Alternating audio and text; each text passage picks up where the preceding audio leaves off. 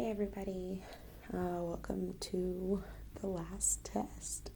So we're going to be going over the endocrine system, and I'm doing this because I hate the endocrine system, and I'm hoping that this will help me remember stuff. So I've already drawn some pictures so you can see. Please don't make fun of them. And I've added the hormones that go with each gland, each endocrine gland, but I'll be going over, talking about what they all do and their target hormones, as well as, their target organs, as well as going over some of the common conditions. So let's start with the brain. In the brain, we've got a lot of important structures, but the ones that we're going to be really focusing on is the hypothalamus, which I forgot to label. And I'm running out of room. Thalamus. And the pituitary gland. Okay. So let's jump over here. Okay. So the pituitary gland has two sections. Okay. We've got the anterior pituitary and the posterior pituitary, okay? Let me erase this so we have room. So let's start with the posterior pituitary first. So the posterior pituitary, right here, it actually doesn't create its own hormones. It actually excretes the hormones that the hypothalamus produces. So that's what I kind of drew here, here's the hypothalamus producing hormones, okay, and it dumps them into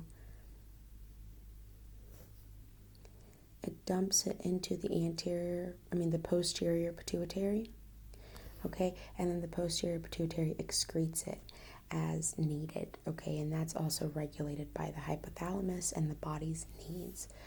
And the hormones here that are excreted, remember the posterior pituitary, I need a smaller gauge, okay.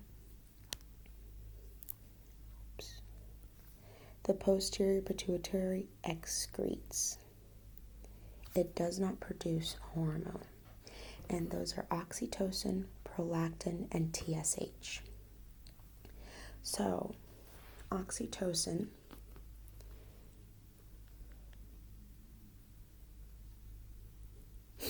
this one is the love drug, right? The love hormone. This is what makes moms love their kids. This is what, when we hug, we release oxytocin. But it also causes contractions of the uterine muscle, and it helps, or it initiates milk production, or it signals the breasts to start producing milk ducts, or to start excreting milk. And then the prolactin, this is actually what creates milk. So the oxytocin is contraction of the uterus and milk ducts. Okay, and then prolactin creates the milk and maintains the milk production. And then the thyroid stimulating hormone, or TSH, does exactly what it's named. It stimulates the thyroid to produce hormones, okay? So remember, when thyroid hormone is down, TSH will be up, okay? Because the TSH is stimulating the thyroid to produce thyroid hormone, okay? Now let's go over to the anterior pituitary, and let me switch colors. So, the anterior pituitary actually does create its own hormones. It actually does create or produce hormones. So this produces and excretes. Okay, so the way this works is, again, the hypothalamus here releases regulatory hormones. So depending on what the body needs, the hypothalamus will be excreting regulatory hormones. Those regulatory hormones, as you can see depicted here, they dump into, or for lack of better words or whatever, dump into the anterior pituitary, and they stimulate the anterior pituitary to produce and excrete these hormones. So we've got the main ones that it excretes is ADH, corticotropin, which is also called ACTH, growth hormone, and luteinizing hormone, and follicle stimulating hormone. Okay, so oh my goodness, so ADH is I'm about to get a text message pop up, I think. Yep. Okay, so ADH, sorry about that. Oh my gosh. ADH. So the target hormone for antidiuretic hormone is the kidneys. That's the target hormone. Okay, and what ADH does is it causes the kidneys, so it sends a message to the kidneys to retain water,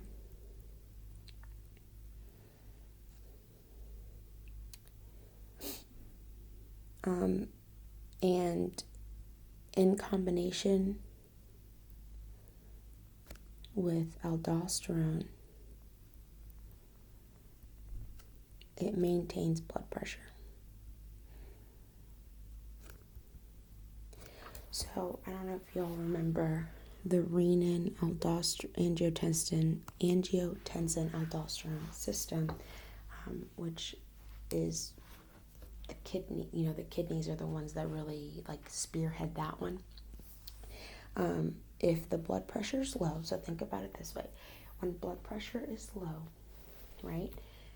Usually when blood pressure is low, it's because we don't have enough fluid in our system, or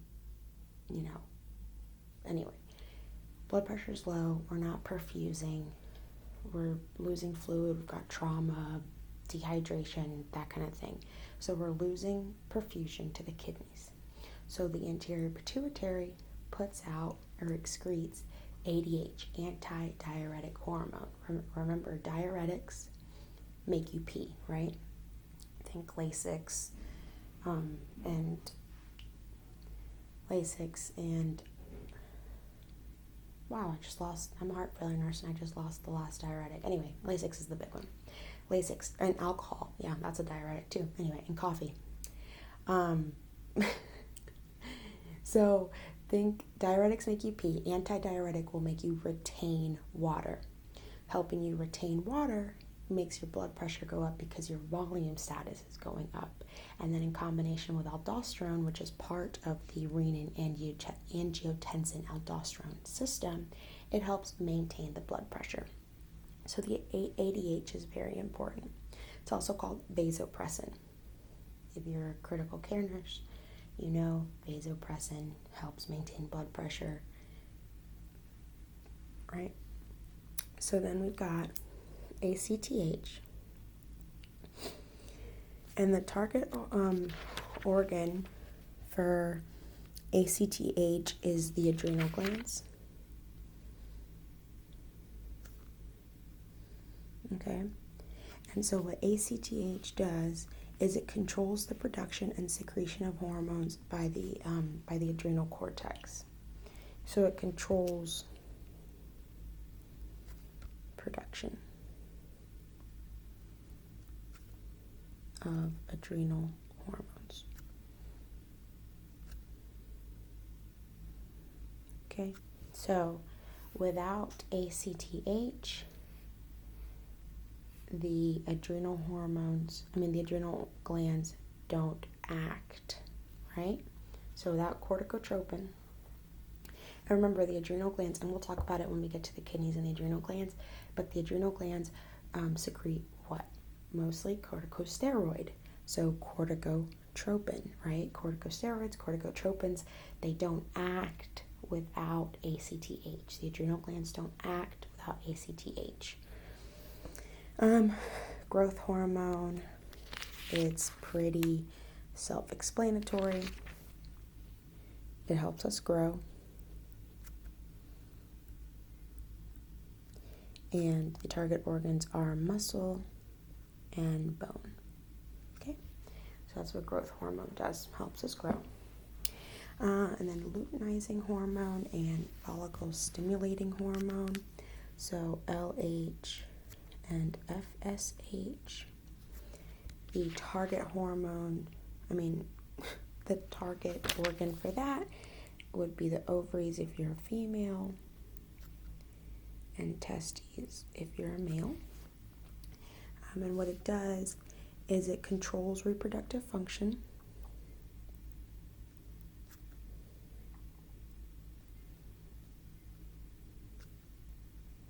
I'm just going to write FXN for function. Produces sperm, semen,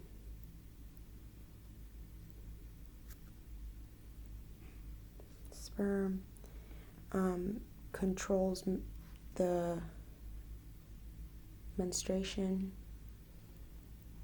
Oh my gosh, I cannot spell. Okay, I'm just going to say menstrual cycle. Menstrual cycle, it controls the menstrual cycle. It controls egg maturation. And then gives the females and their males the sexual characteristics.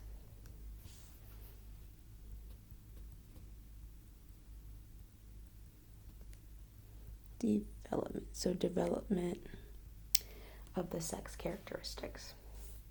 Okay, so that's a very brief overview of what the anterior and the posterior pituitary do.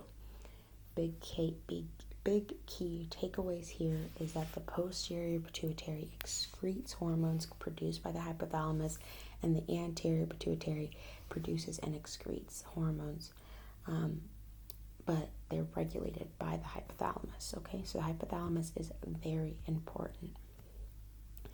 Now let's move down to the thyroid gland and the parathyroid glands. So the thyroid hormone, let me get my brown. Thyroid hormone, I think this is the different brown, but whatever. Thyroid hormone is really more like metabolism. And there's not one target organ. It kind of targets, a lot of things. And when we go into, I'm flipping pages here. When we go into like the hypothyroidism and the hyperthyroidism, we'll talk more about thyroid hormone. And then the parathyroid glands there we go. Produce parathyroid hormone, and parathyroid hormone, I think it's this color, yep. Parathyroid, okay, it's already written, I'm just going to do this. Produces, so its target organ is bone, and it helps control bone formation,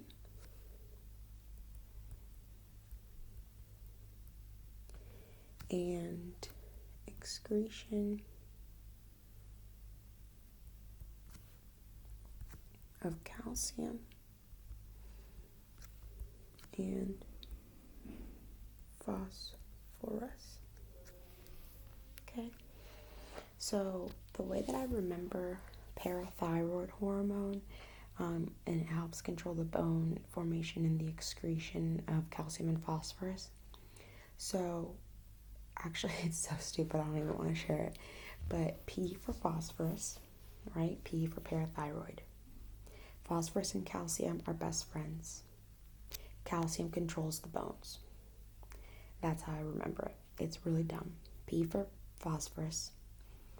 P for parathyroid. Phosphorus and calcium are best friends. Calcium controls bone. Simple. This is my rendition of the thymus gland. We're not going to talk about it. I keep erasing things. All right, let's continue on down to the adrenal glands, the kidneys, and the pancreas. Let's talk about the kidneys first.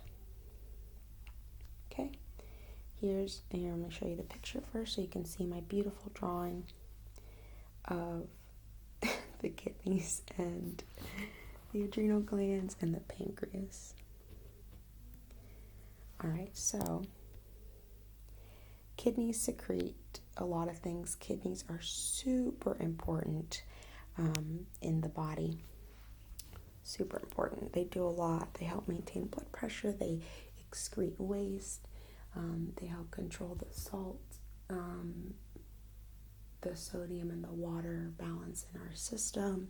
They do a lot for us. So the kidneys produce and excrete three different hormones. So erythropoietin, think erythrocytes, right? Erythropoietin stimulates red blood cell production. That's why when we have patients that are on dialysis or in renal failure, they actually have to give them an erythropoietin shot every so often because their kidneys aren't functioning the way they're supposed to, right? So that's one of the things it stimulates.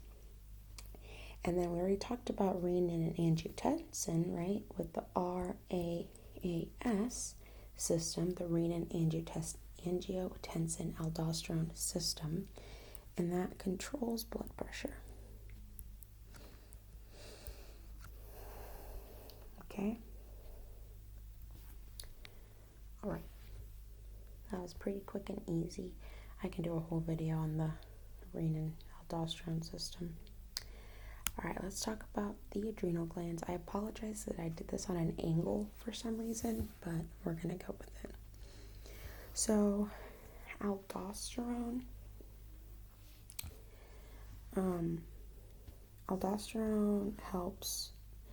Aldosterone's part of the RAAS, right? So aldosterone's going to ultimately help control blood pressure. And the way it does this is by regulating the salt and water balance. So it helps retain salt and water, excrete potassium.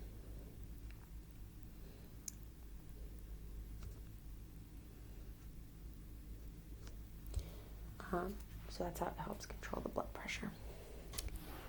And then cortisol. Cortisol is our stress hormone. It does a lot in the body.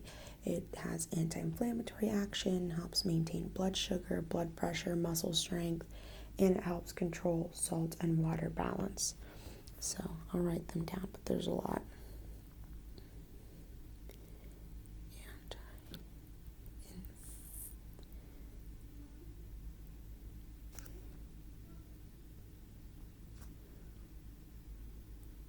Maintain blood sugar.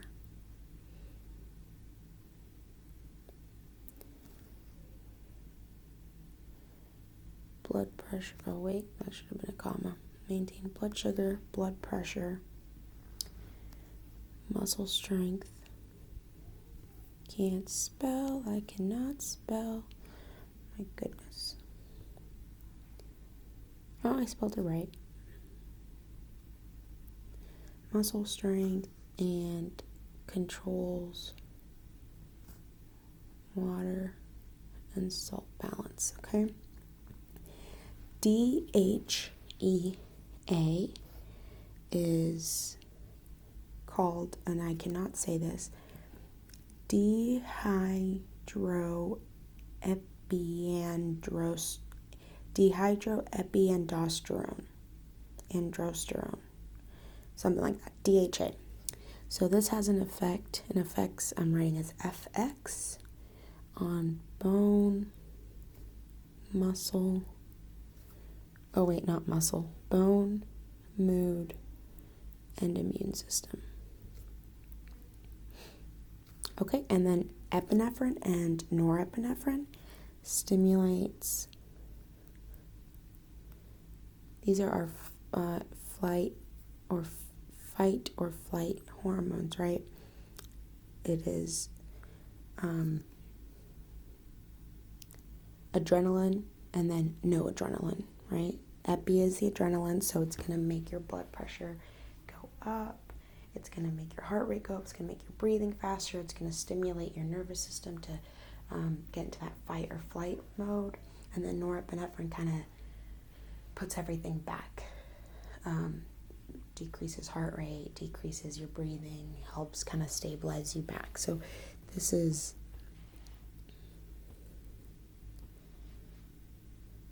respiratory rate and the nervous system.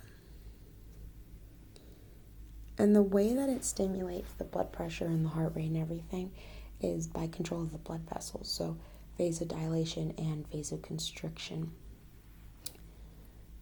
Okay, so that's the adrenal glands. We'll go to the pancreas next. And for pancreas, I did this lovely pinkish color. Here's our pancreas. It's beautiful. It looks like a finger pointing away or something from Dr. Seuss. Glucagon. So the pancreas does a lot of different things. It has a digestive portion to it where it releases digestive enzymes into the digestive tract to help, break down food.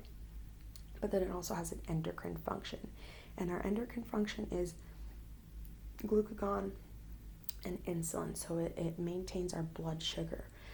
Patients that are type 1 diabetic, they have their pancreas isn't working the way it's supposed to, so they're not excreting or they're not producing insulin at all. The beta cells in their pancreas aren't working, or the Isle of Langlet or Langlet something cells aren't working in the pancreas. So they're not excreting insulin at all. The way Dr. Dumpy said it, remember, it's the key, right? So they're not producing keys.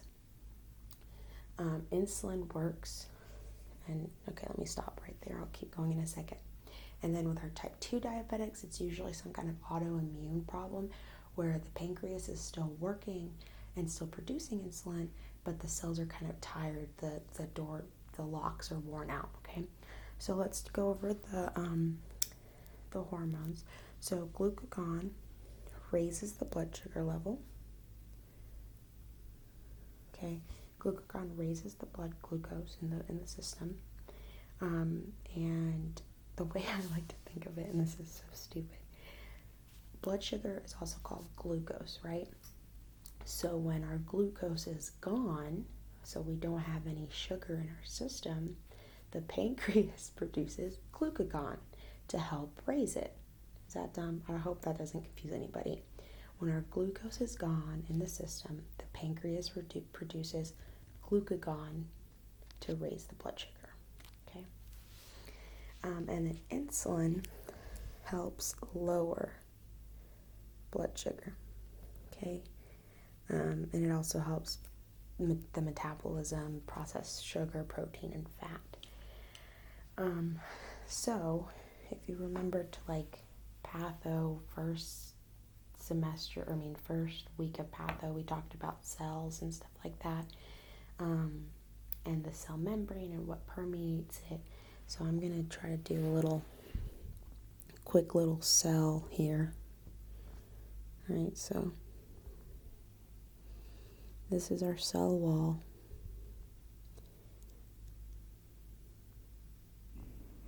Okay, and this is the inside of our cell. Okay, sugar is too big. It won't go through. The cell goes no, right? So what insulin does is insulin attaches to the receptors. And this is a very obviously crude drawing. What it does is it attaches to the receptors, and it basically makes like a funnel. And now sugar can go through, woohoo, and enter the cell. Okay, so that's what Dr. Dumpty was talking about, that like insulin is the key to allow sugar into the cell. So then with type 1 diabetics, they're not making any keys at all, right? There's something wrong with their pancreas. Actually, that's the autoimmune disorder. I'm sorry, I said that wrong earlier. The type 1 is more autoimmune. Type 2 is more with time. This door right here is getting tired of getting a key stuck in it, so we just need new keys. Now let's continue down. Adipose tissue actually works as an organ, as an endocrine gland, and it secretes resistin and leptin. So resistin blocks the effects of insulin in the muscle. Okay, and then leptin controls appetite. Okay, so think about insulin. Remember I said that insulin helps digest or metabolize proteins, fats, that kind of thing. So resistin helps block the effects of insulin on the muscle, because remember, muscle is protein is muscle. So we don't want our insulin digesting our protein. So resistin resists the effects of insulin in the muscle. And then leptin controls your appetite. My leptin is not working. And then we've got the reproductive organs. And here's my rendition of an ovary, which I think looks like some weird alien creature. And my rendition of the male reproductive tract. My testes are really big in comparison to my bladder and everything else. I've drawn the, oh my gosh, the word just left my body. PSA, prostate. I drew in the prostate there. Below you got the bladder, the ureter, and the testes. So the testes, pretty simple, produce testosterone, which helps the development or controls the development of male sex characteristics in the reproductive system. And then the female ovaries produce estrogen and progesterone, which estrogen helps control the development of female sex characteristics in the reproductive system, and then progesterone helps line the uterus for implantation of a fertilized egg, and it helps get the mammary glands ready to secrete milk. So progesterone is really the pregnancy hormone, and estrogen is the female sex characteristics. So I didn't bother writing those down because I think they're pretty self-explanatory. Testosterone helps with sex characteristics. Estrogen helps with female sex characteristics. Progesterone, pregnancy, helps ready the uterus and the mammary glands. So that is the hormones, and I'll do another video going over the common conditions, and I'm doing the common conditions off of the common conditions list that Dr. Mack has on her or on D2L, but I'm actually using a different book, which is a home edition of medical information, and I think it just makes it simpler, easier to go over. So I'm going to go over that we're going to talk about hypothyroidism, hyperthyroidism, diabetes in more detail, Cushing's, Addison's, and acromegaly. All right, I hope this one helped.